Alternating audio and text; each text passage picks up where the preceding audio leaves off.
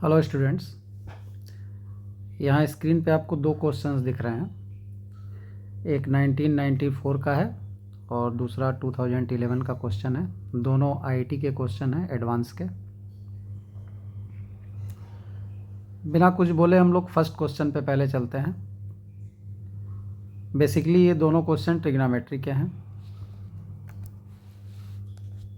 First वाले question को हम लोग ट्रिग्नोमेट्री छोड़ करके कुछ और सोचते हैं इसको, और सॉल्व करने की बात करते हैं, ट्राई करते हैं। सेकंड की बात हम लोग बाद में करेंगे।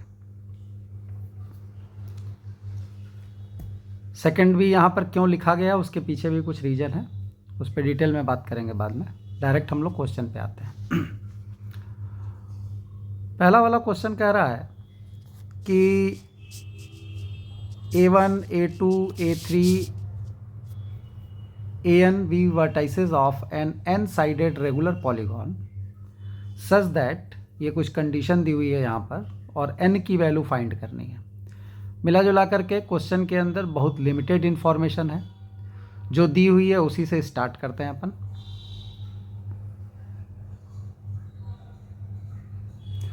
क्वेश्चन में कह रहा है कि अपने पास एक रेगुलर पॉलीगॉन है। पॉलीगॉन बनाने की हम लोग कोशिश करते हैं।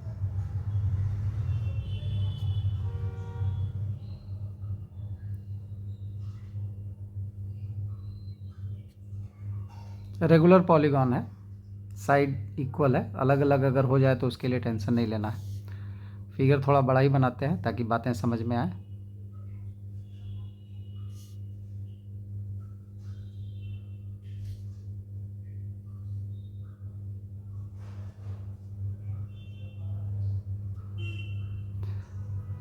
पूरा फिगर नहीं बनाते, एन साइडेड है। चलो A4 तक चूँकि क्वेश्चन में यहाँ पर दिया हुआ है, तो इसको हम लोग A1 मान लिए, A2 मान लिए, A3 मान लिए, A4 मान लिए, A5 मान लिए। ऐसे ही ये आकर के इससे अटैच हो गया है AN। ठीक है।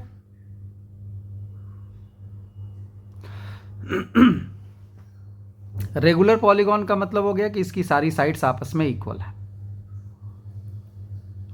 फिगर में जैसा भी दिखाई दे। क्वेश्चन में अब यहां पर एक कंडीशन दी हुई है,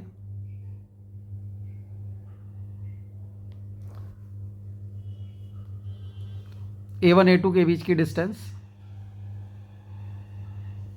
फिर A1 A2 के बीच की डिस्टेंस की बात कर रहा है। A1 A2 कंडीशन दी हुई है, A1 A3 कंडीशन दी हुई है, A1 A4 कंडीशन दी हुई है। इन सब की लेंथ की बात कर रहा है, मतलब 1/A1 A2, मतलब ये तीनों लेंथ अपने को निकालनी पड़ेगी। ये वाली लेंथ निकालनी पड़ेगी, इसको जैसे हम कुछ सपोज कर लेते हैं। फिर ये वाली लेंथ फाइंड करनी पड़ेगी, ये वाली लेंथ फाइंड करनी पड़ेगी, और इस कंडीशन में अप्लाई करना पड़ेगा। मे बी पॉसिबल कि n से रिलेटेड कोई रिलेशन अपने पास आए ट्रिग्नोमेट्रिकली, और इसको सॉल्व करके n की वैल्यू आ जाए। इस क्वेश्चन को थोड़ा अलग तरीके से सोचते हैं, रोटेशन से ट्राई करते हैं कॉम्प्लेक्स नंबर के। इसको हम लोग थोड़ी देर के लिए Z1 मान लें, एफिक्स इसका एफिक्स Z2 मान लें, इसका एफिक्स Z3 मान लें, इसका एफिक्स अगर Z4 मान लें, और इसी तरह से सबका एफिक्स मान लें अप टू Zn। हालांकि Zn की ज़रूरत है नहीं, अपने को A4 तक ही जाना है। तो A1 A2 तो अपने पास आ गया। अगर ये रेगुलर पॉलीगॉन है और यहां पर अगर हम इसका सेंटर मान लें, तो A2 कैसे क्रिएट हो रहा है वो देखो। A2 तक पहुंचने के लिए A1 पॉइंट को इसके सेंटर के रिस्पेक्ट में 2π/n रोटेट होना पड़ेगा।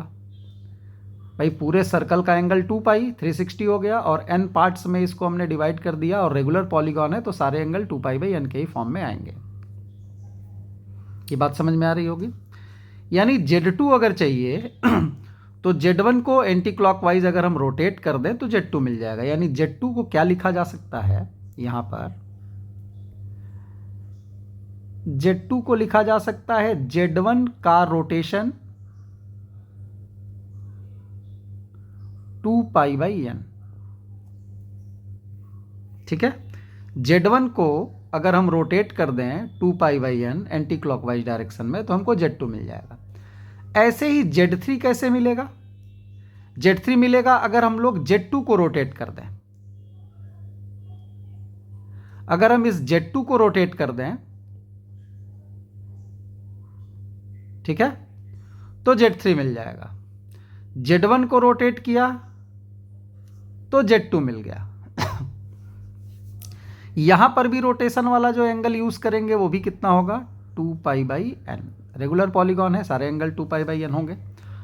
बट यहां पर हमें जो रिलेशन देखना है वो A1 और A3 का देखना है। मतलब A3 का A1 से डिस्टेंस निकालना है।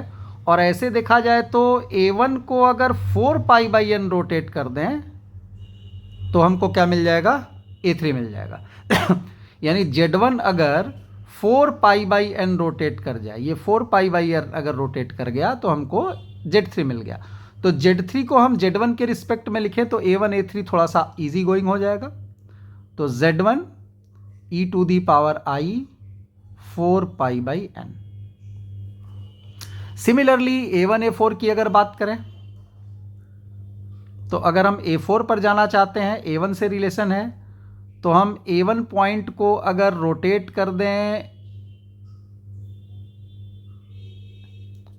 6 पाई बाई एन, यानी ये पूरा एंगल हमारा 6 पाई बाई एन हो जाएगा, क्योंकि ये वाला एंगल भी 2 पाई बाई एन होगा। तो अगर हम लोग Z4 पे जाना चाहते हैं तो Z1 को 6 पाई बाई एन अगर रोटेट कर दें सॉरी, तो हमको Z4 मिल जाएगा। अब डिस्टेंस फार्मूला कॉम्प्लेक्स नंबर का अगर अप्लाई करें तो A1 A2 क्या होना चाहिए कॉम्प्लेक्स नंबर की भाषा में? तो हम यहां पे लिख सकते हैं Z1 माइनस Z2 या Z2 माइनस Z1, जो भी लिखना चाहते हो, Z2 माइनस Z1। ऐसे ही A1 A3 क्या हो जाएगा? Z3 minus Z1। और A1 A4 क्या हो जाएगा? Z4 minus Z1।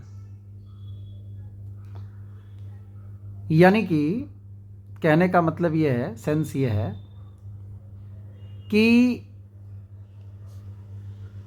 A1 A2 तो मिल गया, A1 A2 Z1 Z2 के बीच की दूरी। हमको अगर A1 A3 चाहिए तो A1 A3 के बीच की डिस्टेंस, A1 और A3 के बीच की distance mod Z3 minus Z1 हो जाएगा। ऐसे ही A4 और A1 के बीच की डिस्टेंस अगर निकालनी होगी तो Z4 माइनस Z1 का मॉड हो जाएगा। यानी यहाँ पर A1 A2 A1 A3 और A1 A4 के जगह ये सारी वैल्यूज हम रख सकते हैं। उसको रखने से पहले हम अगर इनको सिंप्लीफाई कर लें, डिफरेंट वेरिएबल्स हैं, वेरिएबल्स की संख्या अगर डिक्रीज कर लें, क्योंकि इसके अंदर Z1 Z2 Z3 Z4 सारे 4 वेरिएबल हैं, और ऊपर हमको रिलेशन मिल चुका है Z1 के साथ Z2 का, Z1 के साथ Z3 का, Z1 के साथ Z4 का। तो हम चाहें तो Z4 को, Z3 को और Z2 को भी Z1 में कन्वर्ट कर ले तो अपने पास वेरिएबल की संख्या कम हो जाएगी। तो हम पहले यहाँ पर क्या करते हैं, क्वेश्चन तो अब शायद आप लोगों ने देख लिया होगा, हमें n की वैल्यू निकालनी है। क्वेश्चन बस इतना ही है, थोड़ा सा हम उसको ऊपर कर देते हैं।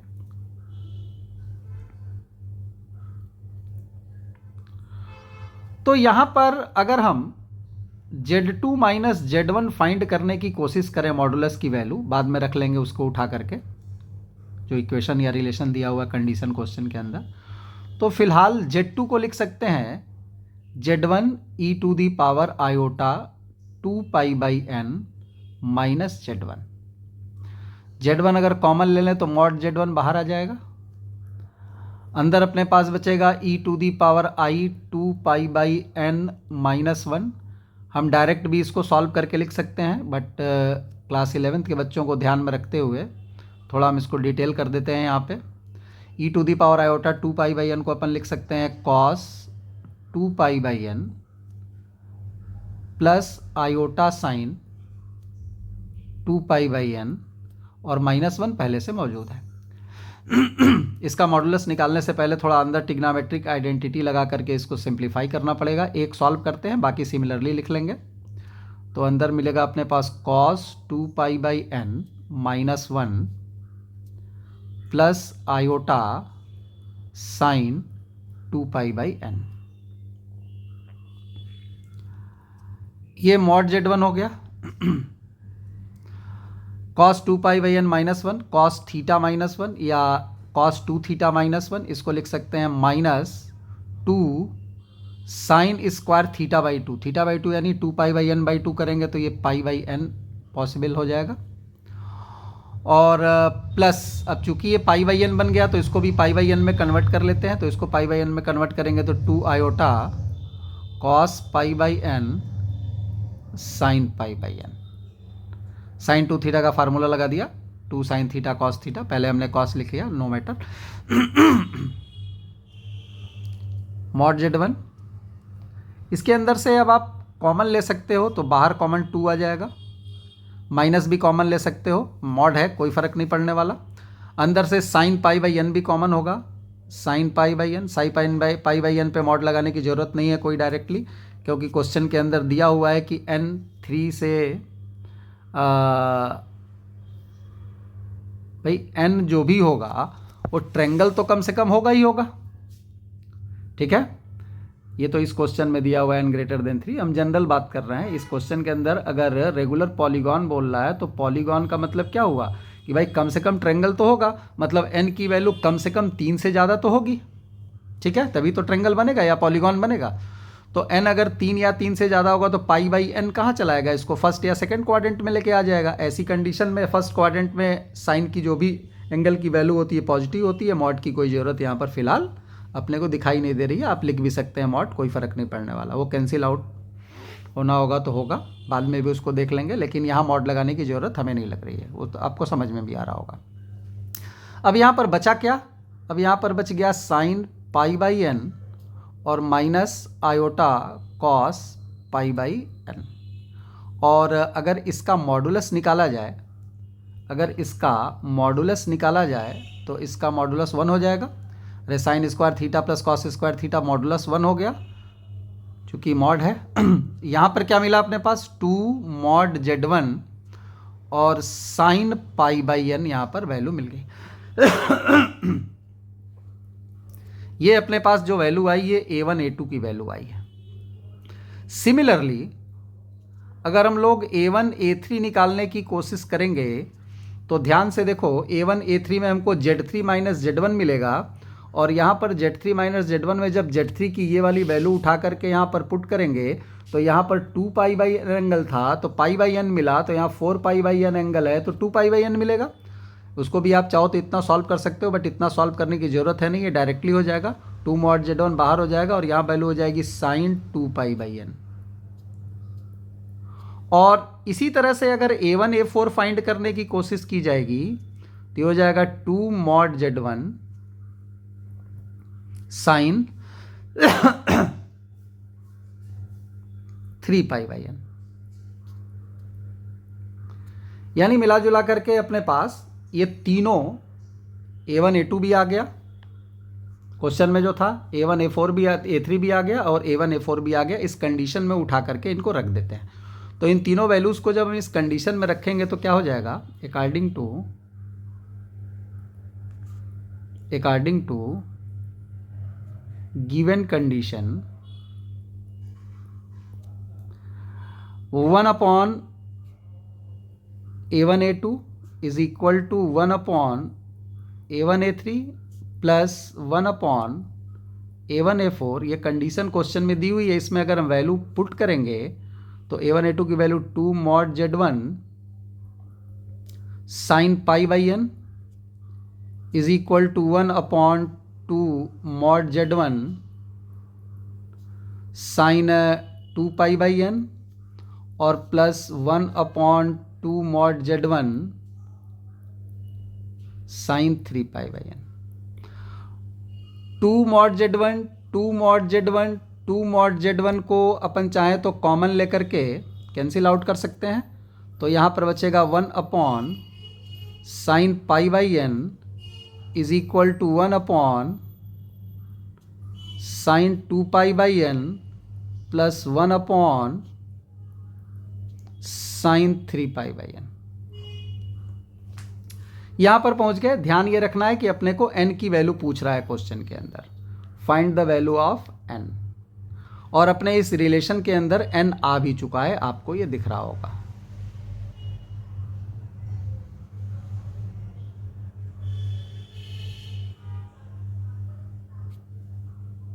ठीक है, ये जो अपने पास यहां पर रिलेशन आया ना, इस रिलेशन को जरा गौर से देखो। अभी क्वेश्चन खत्म नहीं हुआ है, अभी हमें n की वैल्यू फाइंड करनी है, इसी को सिंप्लीफाई करना है, इसी को सॉल्व करना है और सॉल्व करके n की वैल्यू फाइंड करनी है। ये 1994 जे एडवांस का एक क्वेश्चन है जिसको हम लोगों ने सॉल्व करना स्टार्ट किया, थोड़ा सा ट्रिग्नोमेट्री से हट गए हम, कॉम्प्लेक्स नंबर से जाके रोटेशन से कर लिया ताकि ये थोड़ा जल्दी हो जाए। ट्रिग्नोमेट्री से भी ये क्वेश्चन होता है, सोल्यूशन ऑफ ट्रायंगल नाम का एक ट्रिग्नोमेट्री में टॉपिक है, प्रॉपर्टी ऑफ ट्रायंगल, उससे कोरिलेट करके ये क्वेश्चन होता है, थोड़ा लंबा जाता है। हमने इसको थोड़ा रोटेशन इसमें इन्वॉल्व किया चूँकि कॉम्प्लेक्स नंबर के अभी टॉपिक्स पे क्वेश्चन की चर्चा चल रही है, तो उसको यहाँ इन्वॉल्व करने की कोशिश की गई। खैर ये अपना यहाँ पर एम नहीं था। अब जरा 2011 के क्वेश्चन को देखो। हमने अपने लास्ट वीडियो में बताया था कि जेईई एडवांस जिन लोगों के मन में भ्रम होता है कि क्वेश्चन रिपीट नहीं करता है, अक्सर हमने कहते हुए सुना है टीचर्स को भी कि IT JEE advance question repeat नहीं करता है। हाँ ठीक है, रिपीट नहीं करता है, नए क्वेश्चन न्यू फ्रेम्ड होते हैं, बट सिलेबस वही होता है। पुराने क्वेश्चन जेईई एडवांस, अब 94 का क्वेश्चन जल्दी बच्चा सॉल्व ही नहीं करता है। 2011 में बच्चा थक जाता है क्वेश्चन ही, 10 साल पीछे का क्वेश्चन कर लेते हैं, बहुत है। 2000 से लेकर के 2010 तक का क्वेश्चन कर लिया, 10 साल का क्वेश्चन हो गया, बहुत हो गया पीवाईक्यू। लेकिन इस क्वेश्चन को ध्यान से देखो, पीवाईक्यू का एक सब्जेक्टिव क्वेश्चन और ये 2011 का एक इंटीजर का क्वेश्चन था। ये क्वेश्चन इंटीजर का क्वेश्चन है। वैसे भी तुमको पता है कि n की वैल्यू फ्रैक्शन में तो आनी नहीं है क्योंकि ये साइड है। भाई रेगुलर पॉलीगॉन की साइड 10.5, 15.5, 20.5, 9.5, 11.5 तो हो नहीं सकती। जो भी होगी टोटल एक इंटीजर फॉर्म में होगी, नेचुरल नंबर फॉर्म में होगी, और 3 से बड़ी भी होगी। देखो इस क्वेश्चन में यहाँ लिखा है इसने ग्रेटर देन 3। अब इस क्वेश्चन में इसने कहीं भी ग्रेटर देन 3 वर्ड का इस्तेमाल नहीं किया। ये आपके कॉमन सेंस से आपको समझना पड़ेगा कि भाई पॉलीगॉन है तो कम से कम ट्रायंगल तो होगा, और ट्रायंगल भी क्यों, A1, A2, A3, A4 दे दिया तो कम से कम यहां तो देख करके तो लग रहा है कि 4 या 4 से ज्यादा होगा। मतलब यहां तो ट्रायंगल तक ही सीमित हो गए, यहां तो क्वाड्रिलेटरल कम से कम, क्योंकि A4 तक आ गया है। A4 अगर है तो कम से कम क्वाड्रिलेटरल होना चाहिए पॉलीगॉन को। तो ये कुछ बातें क्वेश्चन में खुद से समझने वाली होती हैं। खैर ये भी अपना मोटिव नहीं था कि क्वेश्चन में उसने n ग्रेटर देन 3 या ग्रेटर देन 4 क्यों नहीं दिया है। उसने A4 लिख दिया, इसका मतलब ये कि 4 या 4 से ज़्यादा साइड होंगी उसके अंदर।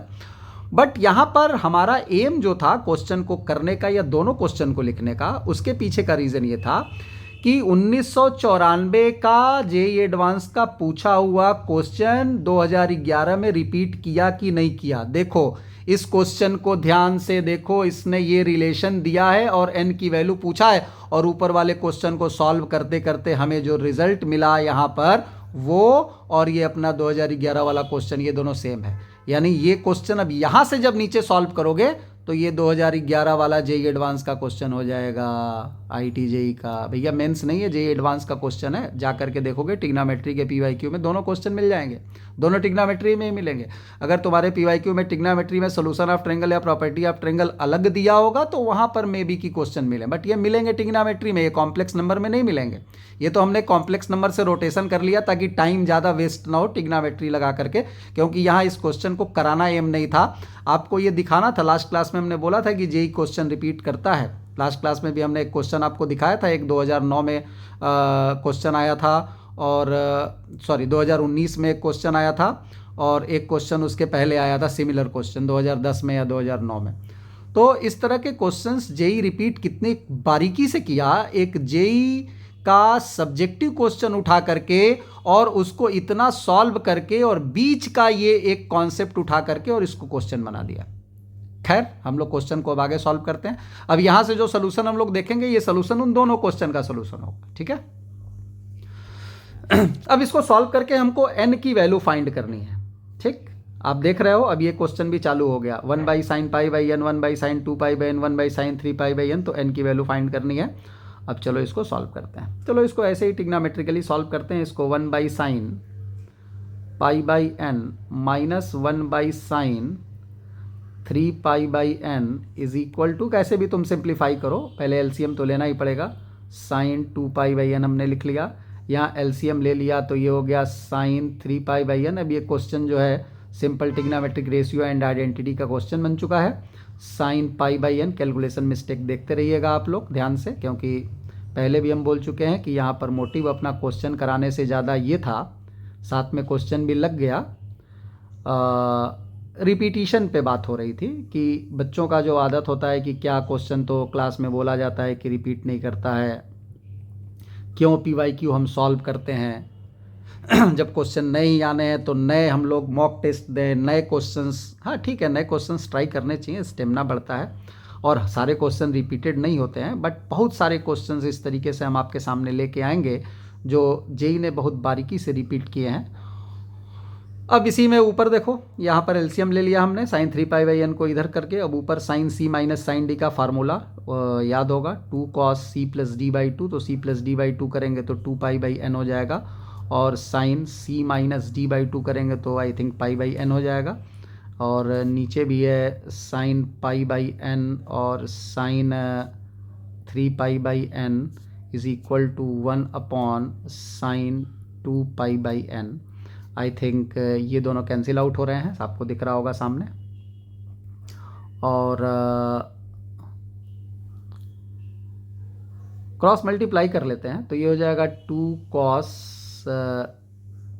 2 pi by n into sine 2 pi by n, cross multiply कर लिया, is equal to sine 3 pi by n. यहाँ पर 2 sine theta cos theta, formula बन गया साइन 2 थीटा, तो ये बन गया sine 4 pi by n is equal to sine 3 pi by n. अब बच्चे यहाँ पे गलती क्या करते हैं, अभी हम इसको आगे और बढ़ाते हैं, बट यहाँ देख लो बच्चों से जो गलती होती है यहाँ तक कि सर साइन साइन कैंसिल हो गया, ये और ये बराबर हो गया। बच्चे ऐसी गलती करोगे ना, ये और ये बराबर करके, तो ध्यान से देखो क्या आ जाएगा, 4 pi by n is equal to 3 pi by n, pi by n cut गया, 4 इज इक्वल टू 3, गणित की ऐसी की तैसी हो जाएगी। ठीक है, तो ये सब चक्कर में नहीं पड़ना है, ध्यान से क्वेश्चन को समझने की कोशिश करो।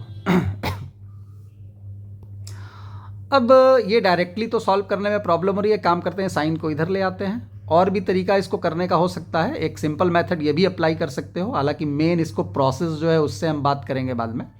जैसे ऐसा भी कर सकते हो कि sir 4 pi by n is equal to sine pi minus 3 pi by n भी लिख सकते हैं। हाँ, बहुत अच्छा लिख सकते हैं। Sine pi minus theta is equal to sine theta होता है। अब दोनों बराबर कर लेते हैं। हाँ, तो अब दोनों बराबर कर लेंगे तो क्वेश्चन सॉल्व होकर के रिजल्ट भी आ जाएगा। ठीक है, अब 4 pi by n is equal to pi minus 3 pi by n करके इसको इधर ले आएंगे तो 7 pi by n is equal to pi हो जाएगा। पाई पाई कैंसिल होकर एन की वैल्यू 7 आ जाएगी। ठीक, अच्छी बात है। थोड़ा मैथमेटिकली इसको समझते हैं। आंसर क्वेश्चन का आ गया, एन की वैल्यू 7 है। एग्जाम में थोड़ा सा स्पीड में करना होता है तो ये सब अप्लाई कर सकते हो, बट हम यहाँ पर थोड़ा सा और मैथमेटिकली चलते हैं। वीडियो थोड़ा सा लंबा होगा बट कोई इशू नहीं है।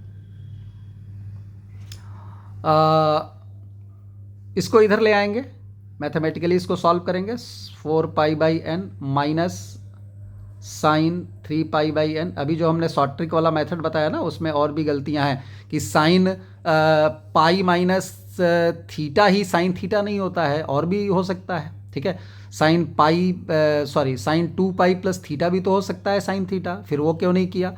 तो खैर उन सब पे भी लॉजिक है, उतनी लॉजिक अगर पकड़ लोगे तो वो क्वेश्चन का आंसर आ चुका है, उसमें कहीं कोई गलती नहीं थी, उसमें कोई लॉजिक है तो हर लॉजिक का जवाब भी है, क्योंकि एंगल जो है वो 2 पाई से बड़ा करना नहीं है, सर्कुलर एंगल है। खैर उस सब पे नहीं जाते, मैथमेटिकली ही चलते हैं जिसमें कोई ड्रामा ना हो, सीधे सीधे रिजल्ट आए। तो अब ये हो गया फिर से sine C minus sine D, इसको लिख सकते हैं 2 cos C plus D by 2 करेंगे तो अपन ये हो जाएगा, दोनों ऐड करेंगे तो सी प्लस डी बाई 2, तो 7 पाई बाई 2n हो जाएगा आई थिंक। और into sine c minus D by two करेंगे तो ये हो जाएगा pi by 2n is equal to 0। अब ये दो का प्रोडक्ट अगर 0 आ रहा है बच्चे तो यहाँ पर कॉस 7 पाई बाई 2n 0 होगा या फिर साइन पाई बाई 2n 0 होगा। साइन पाई बाई 2n 0 अगर हम यहाँ पे टिग्नामेट्रिक इक्वेशन अप्लाई कर दें तो सोल्यूशन लिख सकते हैं pi by 2n is equal to sine theta is equal to 0 तो theta is equal to n pi. ठीक है, n पाई मीन्स यहाँ पर हम लिख सकते हैं k पाई। ठीक है, यहाँ से n की जो वैल्यू होगी पाई पाई कैंसिल हो गया, n की वैल्यू 1/2k के फॉर्म में कुछ भी हो सकती है। और k चूंकि यहाँ पर इंटीजर है, ठीक है, k इंटीजर है तो k इंटीजर होगा तो n कभी भी इंटीजर नहीं होगा। k की किसी भी इंटीग्रल वैल्यू के लिए k के जगह कोई भी इंटीजर रखोगे तो n इंटीजर नहीं होगा, तो ये तो पॉसिबल ही नहीं है, गलत हो गया। ठीक है, यहाँ आते हैं, यहाँ पर हो गया 7 pi by 2n is equal to 2k plus 1 pi by 2।